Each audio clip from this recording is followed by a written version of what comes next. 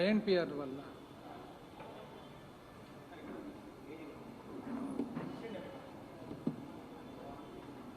Record బెటరా?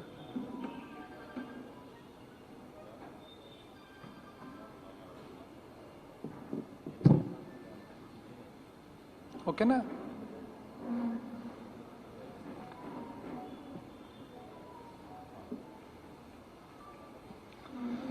గత వారం రోజులుగా రాష్ట్రంలో కొన్ని ఆర్థిక అంశాల పట్ల ప్రతిపక్ష పార్టీ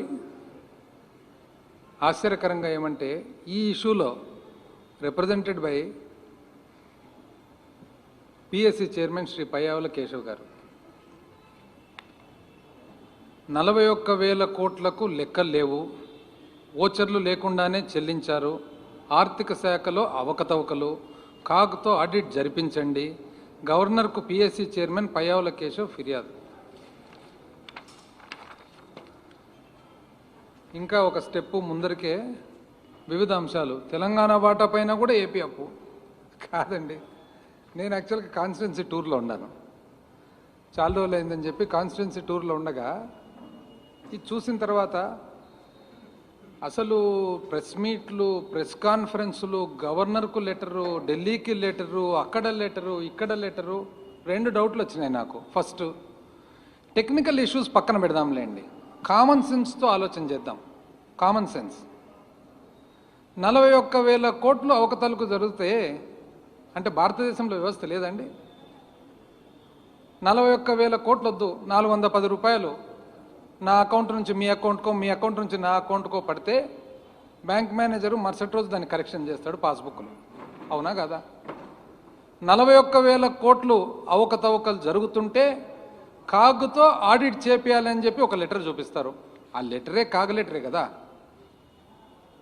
కాగదే కదా లెటర్, మళ్ళీ ఆడిట్ ఏముంది? కాగదే లెటరు.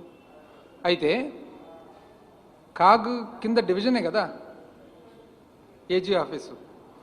అయితే నేను అక్కడ కూడా అనుకున్నా, కామన్ సెన్స్తో ఆలోచన చేస్తే ఈ చిన్న ట్రాన్సాక్షనే మనకు మామూలు ఒక సిండికేట్ బ్యాంకు, ఆంధ్రప్రగతి గ్రామీణ బ్యాంకులో 410 రూపాయలు పొరపాటున అకౌంట్ నుంచి అకౌంట్ పడితే వెంటనే కరెక్షన్ జరుగుతుంది.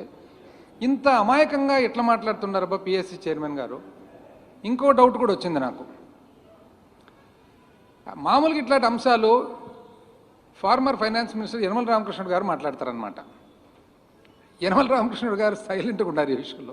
సో నేను అనుకున్నా, ఈయన ఉత్సాహంగా ముందుకు పరిగెత్తున్నాడు, ఈ పొరపాటు చేసుకోనిలే, కాలు జారనిలే, చూద్దామని చెప్పి సైలెంట్గా ఉన్నాడా, లేదా శ్రద్ధ లేక దీని మీద పెట్టలేదా? ఆయన పిఎస్సి చైర్మన్. పిఎస్సి చైర్మన్గా సామాన్య ఎమ్మెల్యే కాదు కదా, పబ్లిక్ అకౌంట్స్ కమిటీ చైర్మన్. మీకు ఏదైనా డౌట్స్ ఉంటే మీరు you can call for meeting, మీరు అడగొచ్చు, ఇన్ఫర్మేషన్ తీసుకోవచ్చు, రాతమూలకంగా ఇవ్వచ్చు. Government is bound to reply కదా, ప్రభుత్వం రిప్లై చేయాల్సిందే. What is public accounts committee? It is the representative of the legislature. Check and balance on the government, check and balance on the executive is public accounts committee. మీరు గవర్నర్కు letter, ఢిల్లీలో letter, కింద letter, press మీట్లు, press కాన్ఫరెన్స్లు. మళ్ళీ ఇంకో doubt వచ్చింది నాకు, ఈయన కూడా అనుభవజ్ఞుడే కదా చైర్మన్ గారు, ఎందుకబ్బా ఇంత పొరపాటు చేసుకుంటున్నాడు అని చెప్పి, ఇంతకు ఏం డీటెయిల్స్ ఏమని చెప్పి ఓసారి ఇక్కడికి వచ్చిన తర్వాత బ్రాడ్గా డీటెయిల్స్ తీస్తామన్నమాట. అసలు దాంట్లో ఇవి చూస్తే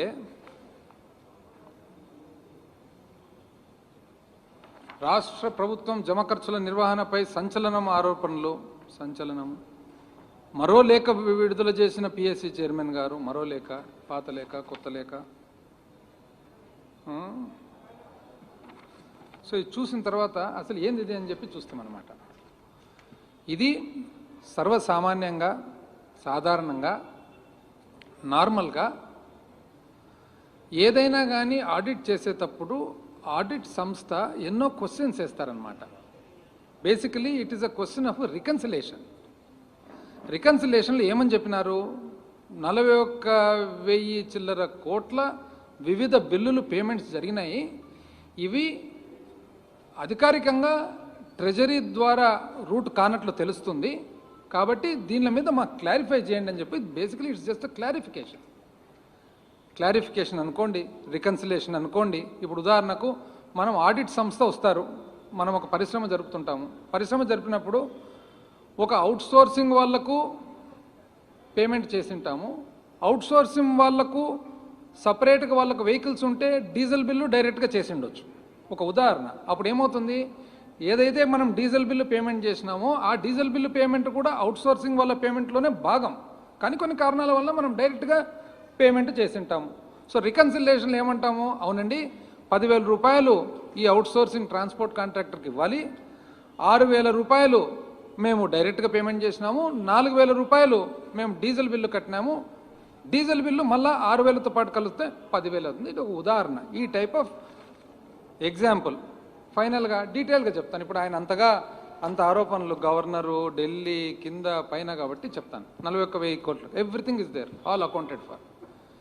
అసలు ఫస్ట్ పాయింట్ నాకు చూసిన తర్వాత నాకు అనిపించింది, ఇంత ఉరిమిన తర్వాత ఇంతనైనా వాన కురిసినది అని చెప్పి.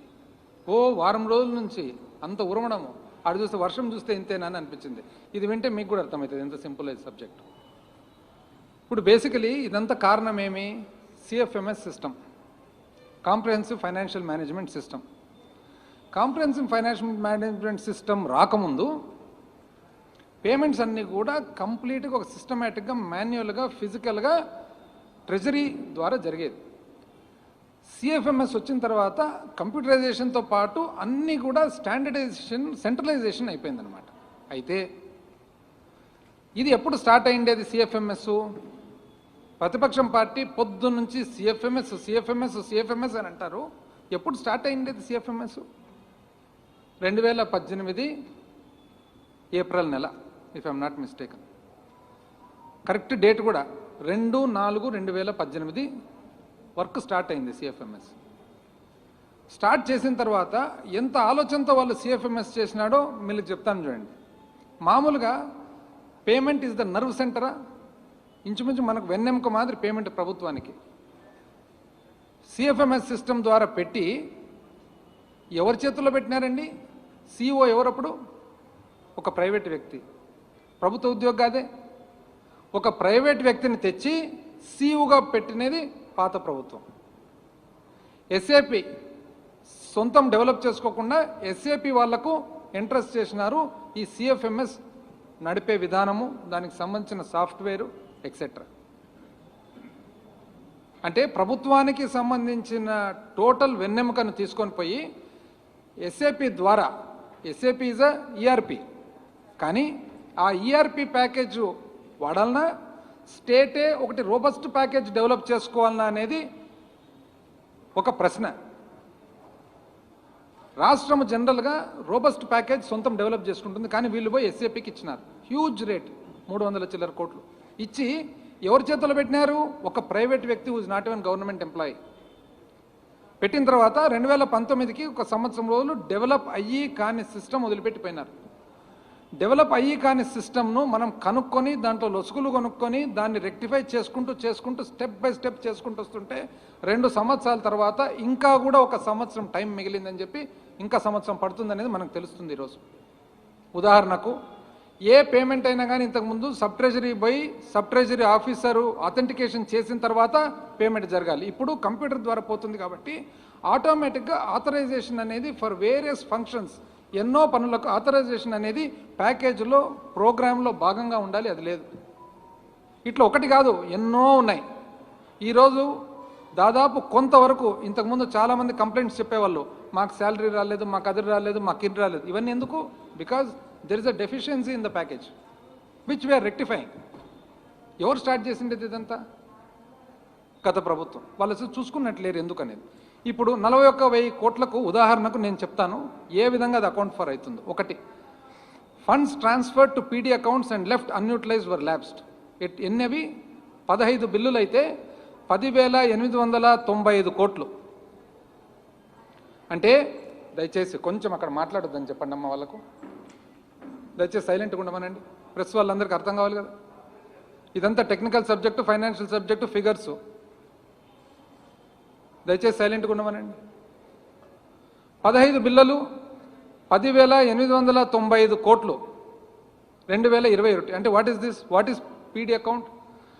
పర్సనల్ డిపాజిటరీ అకౌంట్ ఇది. అంటే ఒక పర్టికులర్ కార్యక్రమానికి సంబంధించి ఒక పీడీ అకౌంట్ ఓపెన్ చేస్తారు. ఆ పీడీ అకౌంట్లో అంటే ఇప్పుడు ఉదాహరణకు మనకు సెంట్రల్ స్కీమ్ ఉంటుంది, ఎన్ఆర్ఈజీఎస్ ఉంటుంది. ఎన్ఆర్ఈజీఎస్కు ఒక పీడీ అకౌంట్ ఉంటుందన్నమాట.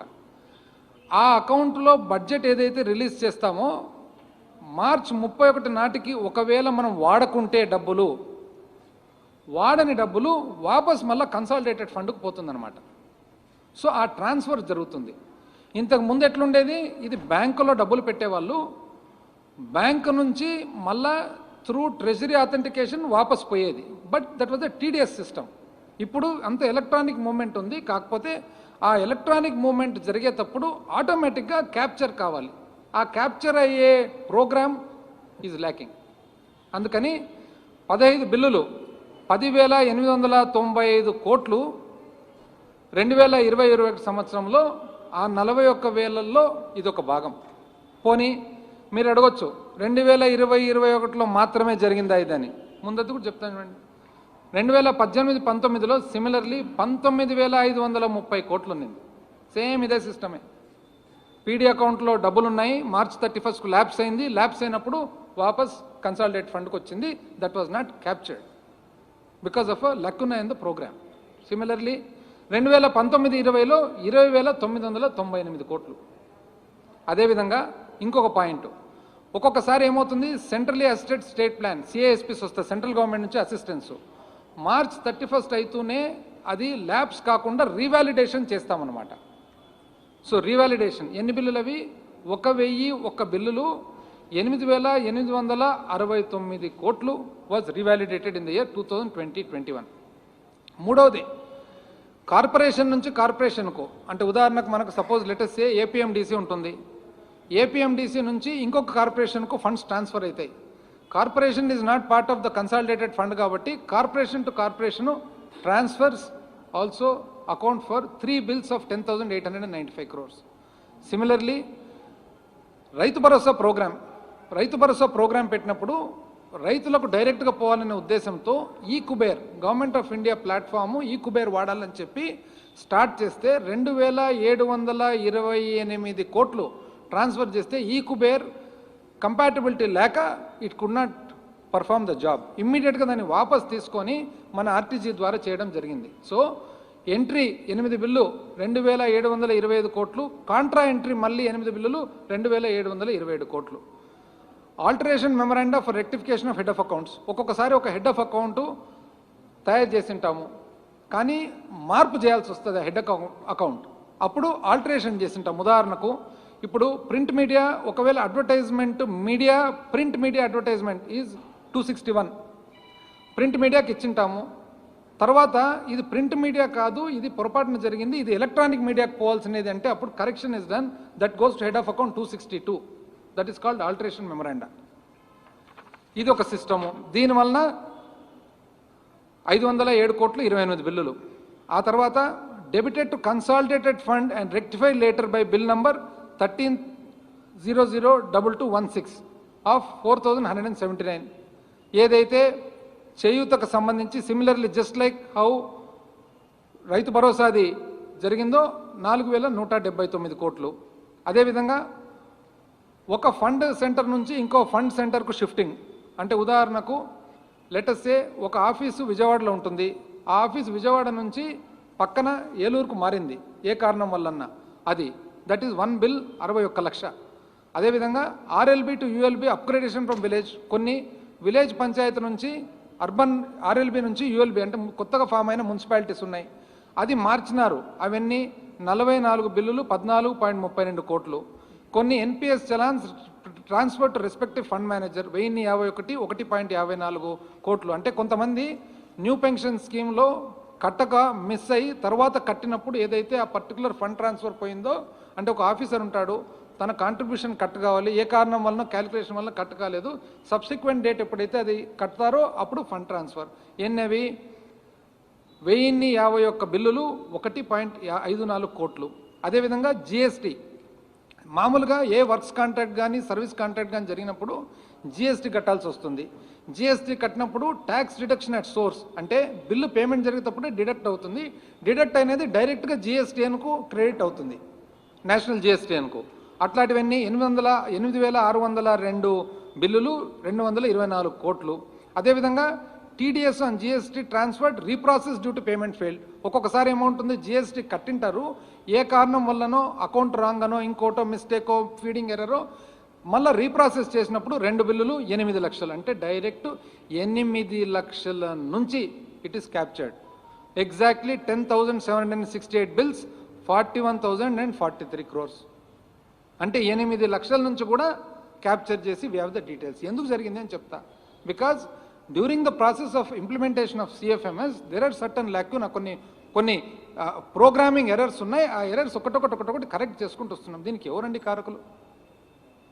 ఇంత ఆశ్చర్యంగా, అసలు ఎంత ఆశ్చర్యంగా ఉందంటే, ప్రజలు ఎవరన్నా కానీ చూసినప్పుడు, ఇప్పుడు ఒకటి PAC is a very responsible post.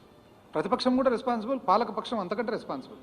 మనం ఏదన్నా ఒకటి చెప్పినప్పుడు దాంట్లో ఎంతవరకు నిజం ఉంది, పబ్లిక్ ఏ విధంగా దాన్ని స్వీకరిస్తారు, పబ్లిక్ను మనల్ని భయభ్రాంతులు సృష్టించాలని చెప్పి ఇప్పుడు ఒక ప్రతిపక్షంకు బాధ్యత ఉంటుంది. ఏది, గవర్నమెంట్ ఎక్కడైనా పొరపాటు జరుగుతుంటే ఆ పొరపాటును మనము తెలియపరచాలని. ఎందుకు అది బాధ్యత ఏమి? It is a part of elected representative. మనం ప్రజల తరఫున ఏ పొరపాటున జరుగుతుంది, కానీ check and balance is opposition. ఇది చెక్ అండ్ బ్యాలెన్స్గా వాడుతుండారా, లేకుంటే ఉద్దేశపూర్వకంగా పాలకపక్షాన్ని ఇబ్బంది పెట్టాలనే ఆలోచన. ఇప్పుడు మనం ఏ ఉద్దేశంతో ఇది మాట్లాడుతున్నాం అనేది కూడా it becomes important.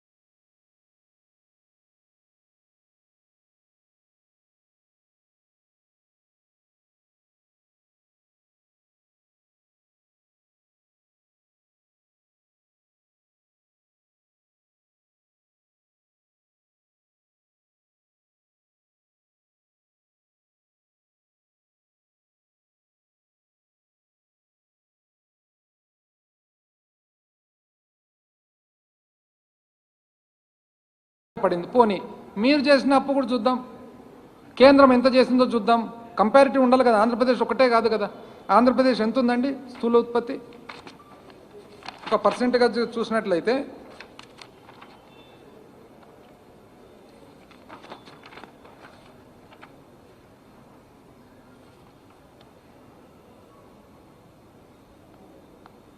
Physical deficit as percentage of GSDP ఎంత ఉందండి? 19-20లో 4.08, 20-21లో 5.51.